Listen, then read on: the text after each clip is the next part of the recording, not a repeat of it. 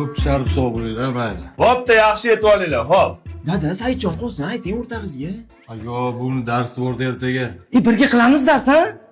Voy, nima qilasan? O'ynaymiz Saidjon bilan. Men bilan o'ynasam bo'lmaydimi?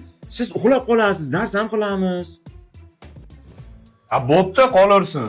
Bo'pti, qolar. Ketdi. Keda qara bizda yogurt bor.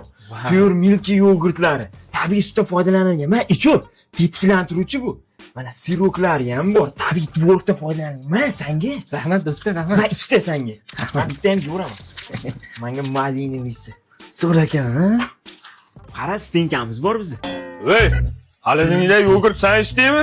Dada, u bir haftadan beri turadi, ichmayotgandiz, dada.